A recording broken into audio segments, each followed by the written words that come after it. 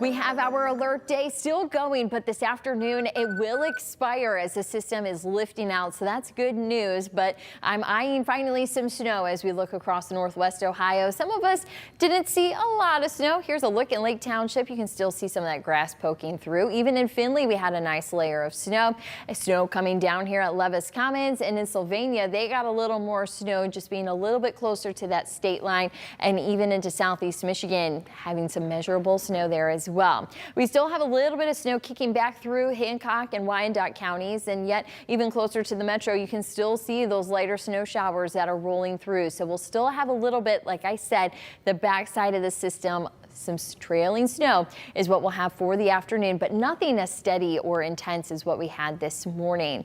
Now here's a look at this system. You can see that heavy stuff. That's over Lake Erie. That's actually in eastern Ohio.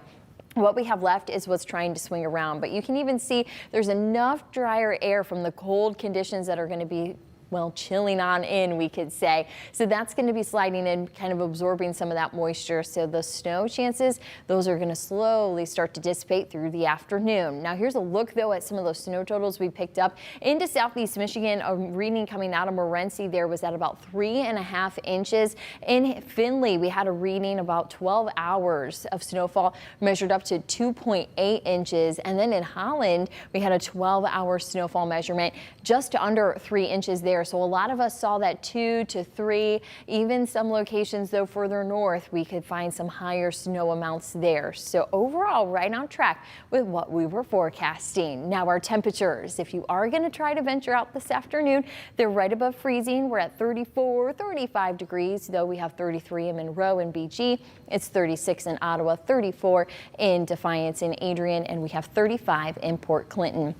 Going through the afternoon, like I've said, the snow chances are going to dwindle. You'll find that the blue not as widespread as what it once was. So some flurries, they will remain, but that steady stuff, that's going to come to an end. Overnight, yeah, we'll have a few flurries, so keep an eye to some roadways, but the cooler weekend will welcome us in. Not a lot of sun here though in this forecast, but I want to fast forward in time to Sunday. We'll be watching for some snow showers and even some lighter snow to be moving back into the forecast. So stay updated on that weekend forecast with the WTOL 11 weather app. Now temperatures for your Saturday will be chilly into the mid 30s, well below average, and it's the same for Sunday. Though it'll be dry on Saturday, watch out for some spots early in the morning from cooler conditions overnight, but we'll have some snow showers to be watching our roadways for on Sunday and into Monday. I'll be watching out for a little bit of energy to kick some snow into the forecast. We'll have 30s as we go into next week, so not much of a warm up here, even looking at this 10-day at best 40s.